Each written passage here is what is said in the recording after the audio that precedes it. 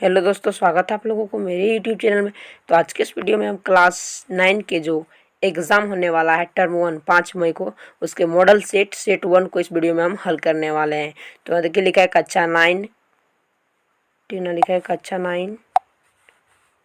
एक मिनट में वर्ष को चालू करता हूँ।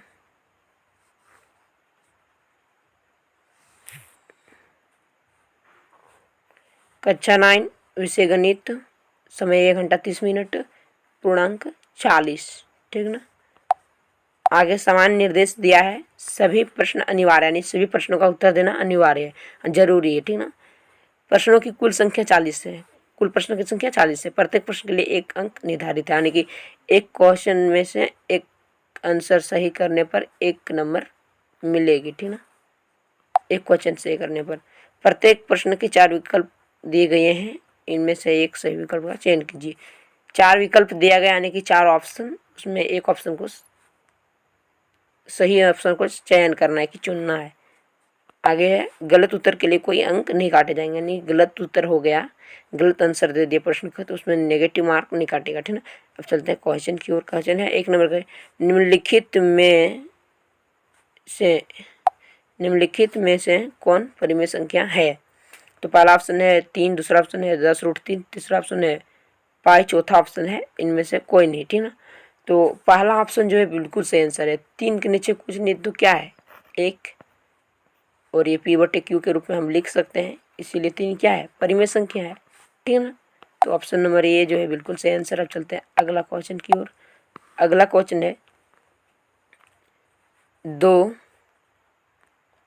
परिमेय संख्याओं का गुणनफल हमेशा निम्न में से क्या होता है। पहला ऑप्शन है अपरिमेय संख्या, दूसरा ऑप्शन है परिमेय संख्या, तीसरा ऑप्शन है पूर्ण संख्या, चौथा ऑप्शन है अवयव संख्या। तो चलिए गुणनफल करके देखते हैं।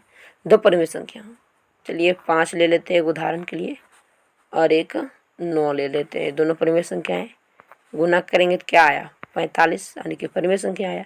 तो ऑप्शन नंबर बी जो है बिल्कुल सही आंसर है। चलते हैं अगला क्वेश्चन की ओर। अगला क्वेश्चन है 0 किस प्रकार की संख्या है। तो 0 परिमेय संख्या, ऑप्शन नंबर डी जो है बिल्कुल सही आंसर है। अब चलते हैं अगला क्वेश्चन की ओर। अगला क्वेश्चन है प्रत्येक परिमेय संख्या है, प्रत्येक परिमेय संख्या क्या है, एक वास्तविक संख्या है, ठीक ना। ऑप्शन नंबर डी जो है बिल्कुल सही आंसर है। अब चलते हैं अगला क्वेश्चन की ओर। अगला क्वेश्चन है 3 तथा 4 के बीच निम्न में से कौन सी परिमेय संख्या है। तो हल करते हैं। 2 परिमेय संख्याओं के बीच की परिमेय संख्या निकालने का एक सूत्र है a+b/2। तो हम यहाँ a बराबर 3 ले लेते हैं और b बराबर 4। इसको हल करते हैं तो 3 + 4/2 तो हो जाता है 7/2, जो कि यहाँ ऑप्शन में कहीं भी नहीं दिया है। 7/2 ऑप्शन में कहीं भी यहाँ नहीं दिया है, तो ये प्रश्न का जो ऑप्शन है वो गलत है, ठीक ना। इसका बिल्कुल सही आंसर है 7/2। अब चलते हैं अगला क्वेश्चन की ओर। अगला क्वेश्चन है यदि 64 के पावर x बराबर 8 तो x बराबर क्या है, ठीक ना। x बराबर क्या है, तो इसका जो बिल्कुल सही आंसर होगा वो ऑप्शन नंबर ए होगा, ठीक ना। Option number A 1/2। अब इसको जांचते हैं। हम 64 के पावर 1/2 को ले लेते हैं, ठीक। देखते हैं कि 8 आएगा तब जानेंगे सही, ठीक ना। तो 64 का अभाज्य गुणनखंड करेंगे तो 8 का स्क्वायर होगा, ठीक, के पावर 1/2। अब हम ये हल कैसे किए, कोई भी संख्या के ऊपर बार लगा रहता है, फिर उसके ऊपर भी बार लगा रहता है, तो क्या होता है 1 के पावर m × n होता है। इसी के नियम से हम इसी नियम से इसको सॉल्व कर रहे हैं। तो 8a² × 1/2, 2 कैंसिल, 8 के पावर 1 बराबर 8, यानी कि ऑप्शन से हल की तो क्वेश्चन 8 मिल गया, यानी कि ऑप्शन नंबर 1 जो है बिल्कुल सही आंसर है, ए नंबर। चलते हैं अगला क्वेश्चन की ओर। अगला क्वेश्चन है इनमें से कौन एक चर वाला बहुपद है। एक चर वाला बहुपद है, ठीक ना। तो 7 नंबर का जो बिल्कुल सही आंसर है ऑप्शन नंबर बी है, ठीक ना, ऑप्शन नंबर बी। अब चलते हैं अगला क्वेश्चन की ओर। अगला क्वेश्चन है बहुपद का शून्यंक 2x + 6 का शून्यंक कौन है। तो शून्यंक ज्ञात करने आप लोग जानते होंगे, 2x + 6 और बराबर के वो साइड शून्य को रखते हैं, ये समीकरण बन गया। जो चर वाला संख्या है उसको इधर रखते हैं, बाकी +6 को उधर भेज देंगे तो क्या हो जाएगा -6, या फिर ये x यहाँ गुने में है तो यहीं रहेगा और 2 इधर गुने में उधर जाके बट्टे में हो जाएगा तो 6/2, 2 से कटेगा तो -3 आएगा, ठीक ना, -3। तो ऑप्शन नंबर बी जो है बिल्कुल सही आंसर है। चलते हैं अगला क्वेश्चन की ओर। अगला क्वेश्चन 9 नंबर का जो बिल्कुल सही आंसर है बहुपद की घात, तो सबसे अधिकतम घात क्या है, 4 है, तो 4 हो जाएगा, यानी कि ऑप्शन नंबर डी जो है बिल्कुल सही आंसर है।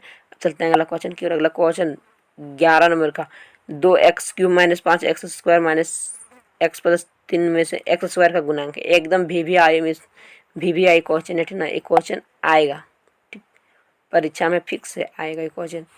तो बोलता है x² का गुणांक, तो दिया है 2x³ -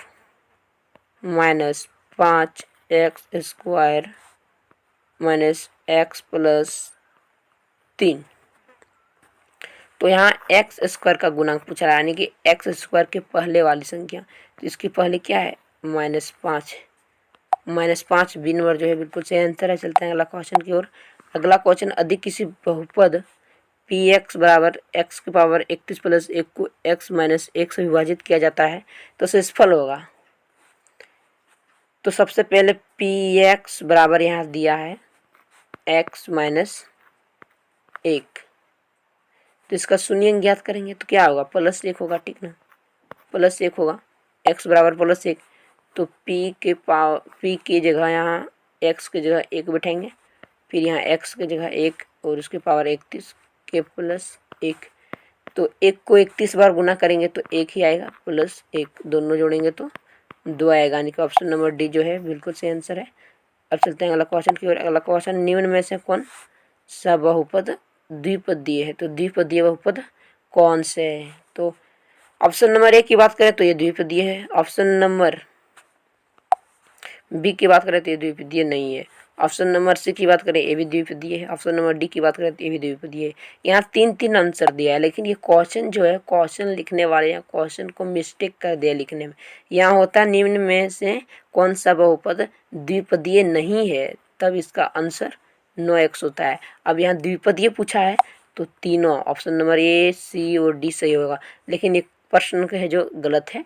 चलते हैं अगला क्वेश्चन की ओर। इसका भी आंसर हम नहीं बता रहे, ठीक नहीं, प्रश्न है जो है गलत है। चलते हैं अगला क्वेश्चन की ओर। अगला क्वेश्चन है 14 नंबर का, x² - 9x + 14 का गुणनखंड है, यहाँ गुणनखंड पूछा गया है, तो x² - 9x + 14 का गुणनखंड, तो सिंपली हम -9x को तोड़ेंगे, ठीक ना, x² - 9x को तोड़ेंगे तो ले लेते हैं 7x - 2x + 14, ठीक। अब यहाँ x² - 7x में x को कॉमन ले लेते हैं, ठीक, तो क्या बचता है, यहाँ एक x बचता है, -7 बचता है, फिर यहाँ माइनस का चिन्ह है तो यहाँ भी 2 कॉमन लिए तो क्या होगा, यहाँ x बचेगा और यहाँ -7 बचेगा। अब यहाँ x - 2 और x - 7 बिल्कुल सही आंसर होगा, यानी कि x - 2 और x - 7, इसको हम उल्टा कर भी लिख सकते हैं, x - 7 या फिर x - 2। ऑप्शन नंबर बी जो है बिल्कुल सही आंसर है। चलते हैं अगला क्वेश्चन की ओर। अगला क्वेश्चन, आकृति देखकर निम्नलिखित प्रश्नों के उत्तर दीजिए। आकृति दिया है, 15 नंबर का क्वेश्चन, बिंदु बी का निर्देशांक है, तो बिंदु बी यहाँ है, ठीक ना, बिंदु बी यहाँ है, ठीक ना, तो इसका निर्देशांक है। तो सबसे पहले x अक्ष को देखेंगे तो x अक्ष में -5 में है, ठीक, और y अक्ष में 2 में है, तो -5 और 2 जो है बिल्कुल सही आंसर है, ऑप्शन नंबर सी। अब चलते हैं अगला क्वेश्चन की ओर। अगला क्वेश्चन है, निर्देशांक -3 -5 द्वारा पहचाना गया बिंदु है, -3 यानी कि x अक्ष में -3 यहाँ है, ठीक, और -5 यहाँ, तो इसका जो है पहचाना गया बिंदु है, तो बिंदु बी है, ठीक ना, बिंदु बी। 16 नंबर का सी जो है बिल्कुल सही आंसर है। अब चलते हैं अगला क्वेश्चन की ओर। अगला क्वेश्चन 17 नंबर, डी का भुज है, यहाँ डी पूछा गया था, डी का भुज है, यहाँ डी दिया, इसका भुज है, तो भुज x अक्ष वाले को कहते हैं, तो 6 है भुज, ठीक ना, ऑप्शन नंबर ए जो है बिल्कुल सही आंसर। चलते हैं अगला क्वेश्चन की ओर। अगला क्वेश्चन है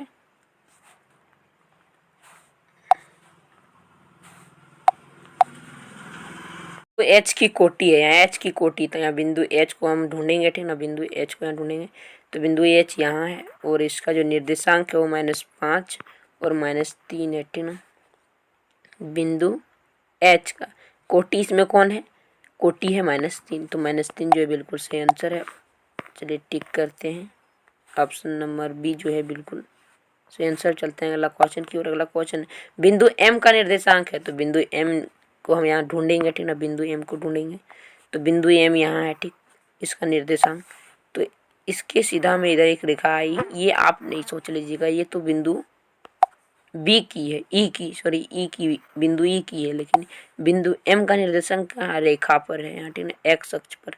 तो यहाँ है वाई अक्ष में 0 और एक्स अक्ष में -3, यानी कि -3 और 0 जो है इसका निर्देशांक है, ठीक ना। चलते हैं अगला क्वेश्चन की ओर, टिक कर लेते हैं -3 और 0, ऑप्शन नंबर बी जो है बिल्कुल सही आंसर है। अब चलते हैं अगला क्वेश्चन की ओर। अगला क्वेश्चन है 20 नंबर का, एक्स अक्ष और वाई अक्ष के कटन बिंदु को क्या कहते हैं, तो मूल बिंदु कहते हैं, ऑप्शन नंबर डी जो है बिल्कुल सही आंसर है। अब चलते हैं अगला क्वेश्चन की ओर। अगला क्वेश्चन है 21 नंबर का, 2 जीरो रेखिक समीकरण 2ax + 3y बराबर के का एक हल है, तो के का मान है। तो x बराबर हम यहाँ 2 ले लेते हैं, y बराबर 0 ले लेते हैं, और 2x यहाँ है प्लस 3y बराबर के प्रश्न में दिया है, तो x की जगह 2 बैठाएंगे, यानी कि 2 × 2 + 3 × 0 बराबर के, ठीक ना।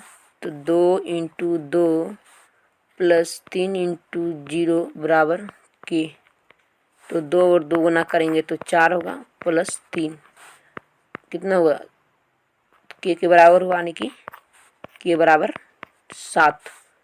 तो ऑप्शन नंबर, ऑप्शन ही नहीं दिया, तो ये प्रश्न समझिए गलत है, ऑप्शन ही गलत है। चलते हैं अगला क्वेश्चन की ओर। अगला क्वेश्चन है 2 चर वाले रेखीय समीकरण का मानक रूप है, तो ax + by + c बराबर 0, बी नंबर जो बिल्कुल सही आंसर है। अब चलते हैं अगला क्वेश्चन की ओर। अगला क्वेश्चन है 2 चर वाले रेखीय समीकरण का ग्राफ प्रदर्शित करता है, एक सरल रेखा, हमेशा एक सरल रेखा प्रदर्शित करता है। अब चलते हैं अगला क्वेश्चन की ओर। अगला क्वेश्चन है x बराबर 5 y बराबर 2 निम्नलिखित में से किस समीकरण का हल है, तो ऑप्शन नंबर ए की बात करें, ठीक ना, तो यहाँ दिया है x + 2y बराबर 7। तो आप लोग को एक टिक बताता हूँ, क्वेश्चन में क्या है, x बराबर 5 है और y बराबर 2 है, तो हम एक एक ऑप्शन को हल करेंगे, ठीक। तो x बराबर 5, तो x की जगह हम 5 बिठाएं, प्लस 2y। अब इसको हल करेंगे तो क्या होगा, 2y बराबर 7 - 5, इधर प्लस में उधर जाके माइनस में हो जाएगा, ठीक। तो 2y बराबर बचा 2, या y बराबर क्या बचेगा, 2/2, y बराबर 1 बचा, कैंसिल होके y बराबर 1 बचा, ठीक ना। तो ऑप्शन नंबर 24 नंबर का ऑप्शन नंबर सी सही होगा, क्योंकि यहाँ नहीं मैचिंग खा रहा है और यहाँ भी मैच नहीं खाएगा और यहाँ भी नहीं। अब बात करते हैं ऑप्शन नंबर सी की, तो हम 5 + 2 करते हैं तो 7 आ जाता है, और यहाँ बराबर में 7 दिया है, x + y बराबर यहाँ 7 दिया है, तो ऑप्शन नंबर सी जो है बिल्कुल सही आंसर है। अब चलते हैं अगला क्वेश्चन की ओर। अगला क्वेश्चन देखिए, समीकरण 2x + 3y बराबर 12 का एक हल है, 12 का एक हल है। तो सबसे पहले हम 25 नंबर में x बराबर, ऑप्शन नंबर 1 की बात करते हैं, तो x बराबर 2 लेते, तो y बराबर 3 आना चाहिए, x बराबर 2 लेंगे तो y बराबर 3 आना चाहिए। ऑप्शन नंबर 1 की बात कर रहे हैं, तो 2 × 2 + 3y बराबर 12, या 3y बराबर क्या होगा, 2 × 2 कितना हुआ, 4, 4 उधर जाके माइनस में हो जाएगा, तो कितना हुआ 8, 12 में 4 गए तो 8, और y बराबर 8/3 होगा, जो बिल्कुल गलत है। हमको चाहिए कितना 5, लेकिन आ रहा है 8/3, तो ऑप्शन नंबर ये जो है वो गलत है। अब चलते हैं ऑप्शन नंबर बी की ओर। ऑप्शन नंबर बी में अगर हम x बराबर 3 लेते हैं तो y बराबर 2 चाहिए, ठीक ना। तो 2 × 3 + 3y बराबर 12, तो ये हो जाता है 6 + 3y बराबर 12, और 6 को उधर ले जाएंगे तो माइनस हो जाएगा, ठीक है, तो घटेगा तो 6 बचेगा, और 3y बराबर 6, 3 इधर गुने में उधर जाके भागा हो जाएगा, y बराबर 6/3, 2 से काटेंगे तो 2 आएगा, 3 से काटेंगे 2 आएगा, यानी कि 2 चाहिए था और 2 आ गया। तो ऑप्शन नंबर बी जो है बिल्कुल सही आंसर है। ठीक ना। अब चलते हैं अगला क्वेश्चन की ओर। अगला क्वेश्चन 26 नंबर, यदि बिंदु 2 3 x + y बराबर के द्वारा निरूपित रेखा पर स्थित है तो के बराबर है। सिंपली 2 और 3 को यहाँ जोड़ देना है तो 5 आ रहा है। क्यों? क्योंकि यहाँ x + y बराबर के पूछ रहा है, x + y बराबर के, और x कितना दिया है 2 दिया है, और y कितना दिया है 3 दिया है, बराबर के, और 5 बराबर के, यानी कि के बराबर 5। बिल्कुल सही आंसर ऑप्शन नंबर डी। अब चलते हैं अगला क्वेश्चन की ओर।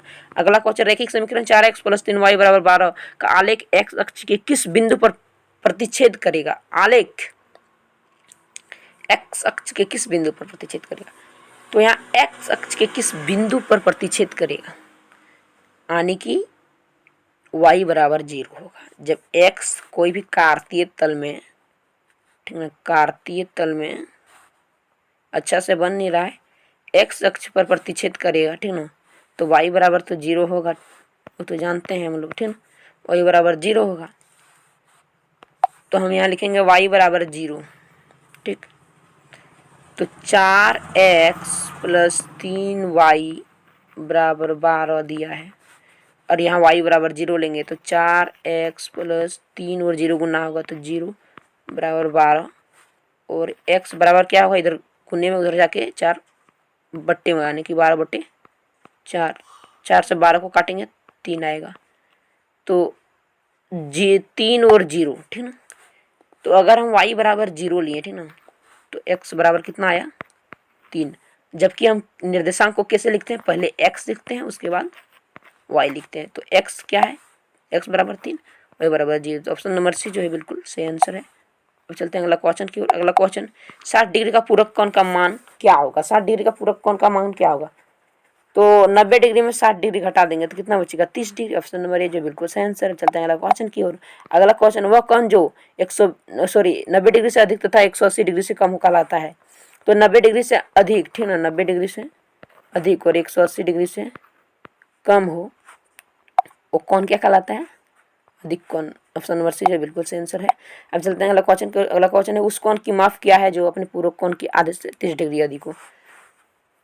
तो सबसे पहले उसके पूरक कोण को ज्ञात करेंगे। माना वो कोण x है, ठीक ना, वो कोण को हम x मान लिए, उसका पूरक कोण होगा 90, उसके आधे यानी कि 30 डिग्री अधिक है, बराबर वो कोण है, ठीक। ये समीकरण बन गया। उसके बाद यहाँ करना क्या है, इसके नीचे कोई संख्या ले लेंगे 1, अभिभिन्न का जोड़ बन गया। जब इसको हम हल करेंगे वीडियो लंबी हो जाएगी, इसलिए इसका जो बिल्कुल सही आंसर है ऑप्शन नंबर डी, यानी कि 50 डिग्री। अब चलते हैं अगला क्वेश्चन की ओर। अगला क्वेश्चन, नीचे दी गई आकृति में रेखाएं ए बी और सी डी बिंदु ओ पर प्रतिच्छेद करती है। तो ए ओ सी + बी ओ ई बराबर 70 डिग्री है। तो सी ओ ई ज्ञात कीजिए। सी ओ ई ज्ञात करने बोल रहा है, ठीक ना। तो ए ओ सी और बी ओ ई 70 डिग्री है। कौन ए ओ सी प्लस कौन बी ओ ई बराबर यहाँ 70 डिग्री दिया है, ठीक ना। तो सी ओ ई यानी कि ए वाला कौन ज्ञात करने बोल रहा है। तो यहाँ देखिए, ध्यान देने वाली बात यह है कि ए ओ बी एक रेखा है, उस पर एक किरण पड़ा है, फिर एक किरण पड़ा है, यानी कि रेखिक युग्म से हल होगा, ठीक ना। तो कौन ए ओ सी कितना दिया है और बी ओ ई दोनों मिला के 70 डिग्री दिया है। उसके बाद कौन सी वही कर देते हैं, क्योंकि रेखिक युग्म से हल होगा, बराबर 180 डिग्री किससे, रेखिक युग्म से। यहाँ लिख देते हैं रेखिक युग्म से, ठीक ना, रेखिक युग्म से, ठीक है। तो कौन सी ओ ई बराबर क्या होगा 180 डिग्री माइनस 70 डिग्री होगा, तो बचेगा कितना 110 डिग्री। तो सी ओ ई कितना है 110 डिग्री। ऑप्शन नंबर बी जो है बिल्कुल सही आंसर। अब चलते हैं अगला क्वेश्चन की ओर। अगला क्वेश्चन है, नीचे दी गई आकृति में ए बी समांतर सी डी है, तो x + y का मान क्या होगा। ध्यान देने वाली बात यह है कि सबसे शॉर्ट ट्रिक बताएंगे। ये क्वेश्चन को हल करने में ना आधा घंटा समय या फिर 20 मिनट से ऊपर लग जाएगा, इसीलिए इसको हम शॉर्ट से बताएंगे। सबसे पहले यहाँ देखिए 50 डिग्री इसका कौन दिया है, ठीक ना। अब इसका शीर्षाभिमुख कोण इधर आता है, ठीक ना, यहाँ, तो इसका शीर्षाभिमुख कोण भी 50 डिग्री हो जाएगा, ठीक ना, शीर्षाभिमुख कोण से। अब इधर 130 डिग्री है तो वाई इसका शीर्षाभिमुख कोण है, इधर भी 130 डिग्री हो जाएगा, ठीक। अब यहाँ देखिए ये रेखा है और ये किरण है और यहाँ 50 डिग्री और यहाँ एक्स है, तो 50 डिग्री प्लस एक्स बराबर 180 डिग्री करेंगे रेखिक युग्म से, तो एक्स बराबर 130 डिग्री आएगा, ठीक ना। तो इधर आ गया 130 डिग्री, ठीक ना, यहाँ आ गया 130 डिग्री और यहाँ भी आ गया 130 डिग्री, और दोनों को ऐड करेंगे तो क्या होगा 260 डिग्री, क्योंकि यहाँ बोला x प्लस वाई का मान ज्ञात की जाने की जोड़ना है, तो ऑप्शन नंबर डी जो है बिल्कुल सही आंसर है। अब चलते हैं अगला क्वेश्चन की ओर। अगला क्वेश्चन, त्रिभुज के तीनों कोणों का योग कितना होता है। ये वेरी वेरी इंपॉर्टेंट क्वेश्चन है, बहुत ही आसान क्वेश्चन है, ये 7 क्लास का क्वेश्चन है लेकिन 9 में दे देता है, तो ऑप्शन नंबर बी 180 डिग्री जो है बिल्कुल सही आंसर। अब चलते हैं अगला क्वेश्चन की ओर। अगला क्वेश्चन, किसी त्रिभुज में अधिक से अधिक कितने समकोण हो सकते हैं, तो किसी त्रिभुज में अधिक से अधिक एक समकोण हो सकते हैं, ठीक है। ऑप्शन नंबर सी जो है बिल्कुल सही आंसर है। चलते हैं अगला क्वेश्चन की ओर। अगला क्वेश्चन 35 नंबर के ए बी बराबर क्यू आर, बी सी बराबर पी आर और सी बराबर पी क्यू है, तो स्वांगसम पूछा गया। सबसे पहले दो त्रिभुज बनेंगे, एक ए, एक बी, एक सी और एक पी और एक क्यू और एक आर। ए बी बराबर क्यू आर, ठीक है, बी सी बराबर P are, sorry P A या कोई पी, हाँ पी आर ही दिया, ठीक ना, पी आर ही दिया है, ए बी सी और पी क्यू आर।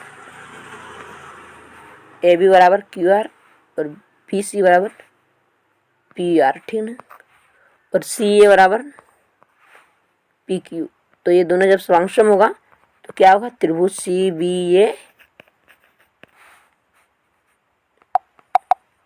बी ए बराबर स्वांगसम त्रिभुज पी क्यू आर होगा, यानी कि ऑप्शन नंबर बी जो है बिल्कुल सही आंसर। चलते हैं अगला क्वेश्चन की ओर। अगला क्वेश्चन, निम्नलिखित में से कौन त्रिभुज के स्वांगसमता की कसौटी नहीं है। ध्यान देने वाली यहाँ ये है, ध्यान देने वाली बात, कसौटी नहीं है पूछा गया, तो इसके 5 कसौटी है, एक S A S A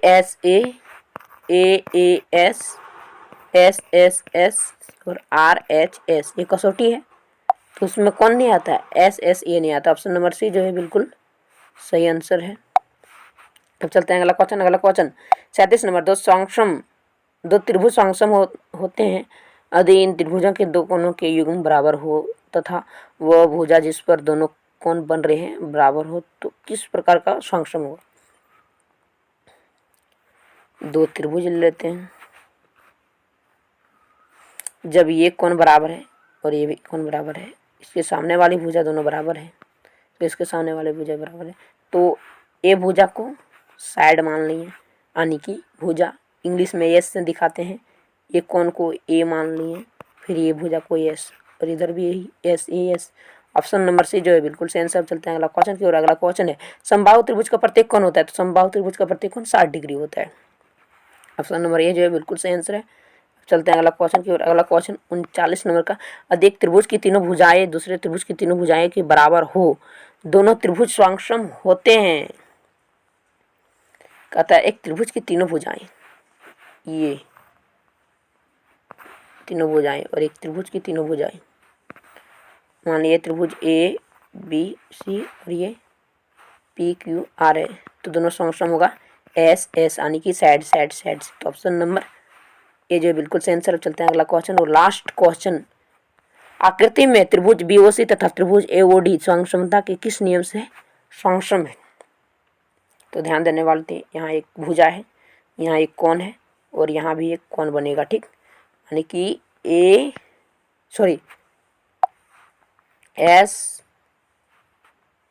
A S, यहाँ भी कोण ए और यहाँ एस। ऑप्शन नंबर डी जो है बिल्कुल सही आंसर है। आशा करता हूँ कि ये वीडियो आप लोग को बहुत हेल्पफुल रहा होगा। साथ ही साथ आप अभी पढ़ाई में लग जाइए, पढ़ाई में फोकस कीजिए, ताकि आपका रिजल्ट जो बने वो सबसे बेस्ट बने, यानी कि अच्छा बने। अब मिलेंगे आपके साथ अगली वीडियो में, तब तक के लिए जय हिंद, जय भारत, वंदे मातरम।